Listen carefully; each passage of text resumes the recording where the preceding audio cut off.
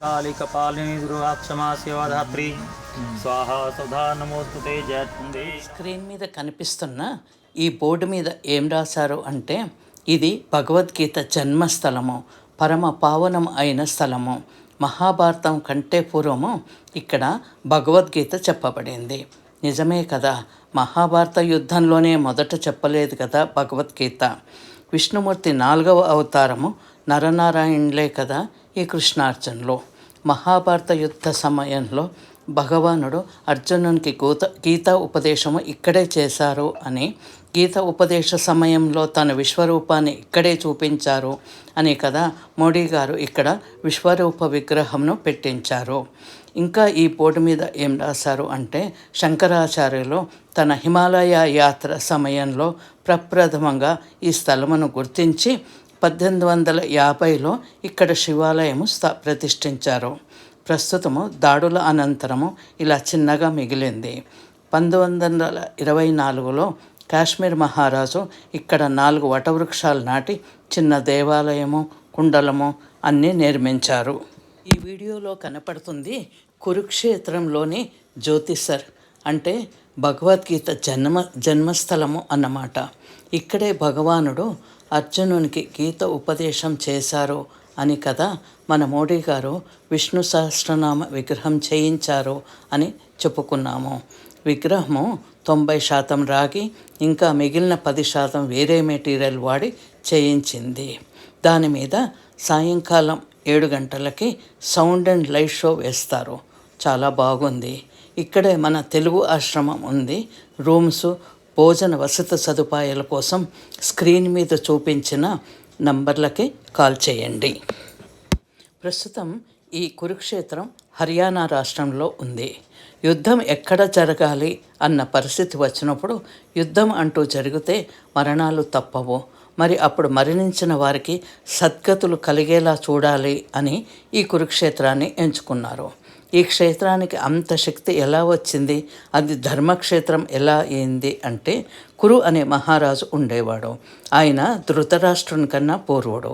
కురు మహారాజు వంశస్థులు కాబట్టే కౌరవులకి ఆ పేరు వచ్చింది. ఈ కురు మహారాజుకు నిరంతరం యజ్ఞయాగాలు చేసే అలవాటు ఉంది. రాజుని కదా అని అందరికీ ఆజ్ఞలు ఇవ్వకుండా తానే స్వయంగా ప్రతి పని చేసుకునేవాడు. భూమిని చదును చేయడం మొదలుకొని యజ్ఞవాటిక నిర్మాణం, శాలా నిర్మాణం అన్నీ తన స్వహస్తాలతోనే చేసుకుని యజ్ఞ కార్యక్రమాన్ని చాలా శ్రద్ధగా చేసుకునేవాడు. ఇలా అనేక సంవత్సరాలు చేయడం వలన ఇంద్రుడికి సందేహం వచ్చింది. ఈ మహారాజు ఏమి ఫలము ఆశించి ఈ పనులు చేస్తున్నాడు, బహుశా నా పదవి ఆశపడుతున్నాడా అని ఇంద్రుడు స్వయంగా వచ్చి ఇదే ప్రశ్న వేశాడు. అప్పుడు కురు మహారాజు, ఇది నా విధి కదా, అందుకే చేస్తున్నాను అని సమాధానం ఇచ్చాడు. ఏ ఫలం కోసం చేస్తున్నావు అని మరలా అడగగా కురు మహారాజు అప్పటికే సత్కార్యాల వలన ఉదార స్వభావాన్ని పెంచుకొని ఉన్నాడు. అందువలన నేనేమీ ఆశించకపోయినా నాకు రావాల్సింది ఎలాగో ఇస్తారు కదా, దానితో పాటు ఇక్కడ ఈ ప్రదేశంలో ఏమి కార్యక్రమం చేసినా వారికి సద్గతులు కలిగేలా ఈ ప్రదేశం నా పేరు మీదనే పిలువబడాలి అని కోరుకున్నాడు. దానికి ఇంద్రుడు చాలా సంతోషించి అనుగ్రహించాడు. యుద్ధము ప్రజానాశన కార్యక్రమం కదా, మరి సత్కార్యం ఎలా అయింది అంటే, రాజులకు, క్షత్రియులకు యుద్ధం తప్పనిసరి.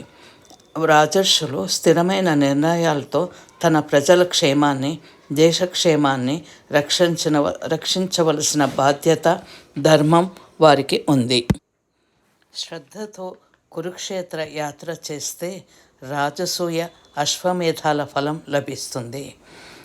ఇది 3 లోకాలలో, తీర్థాలలో కురుక్షేత్రం గొప్పది అని మహాభారతంలోని కురుక్షేత్ర మహిమ చెబుతుంది. జ్యోతిసరికి 8 కిలోమీటర్ల దూరంలో కురుక్షేత్రం ఉంది. అక్కడే బ్రహ్మ సరోవరం ఉంది.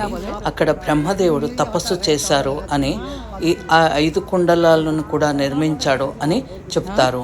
ఆ కుండలాల్లోనే పరశురాముడు క్షత్రియులందరినీ చంపి ఆ రక్తాన్ని ఆ కుండలాల్లో నింపి ప్రపితామహులందరికీ రక్త తర్పణం చేశాడు.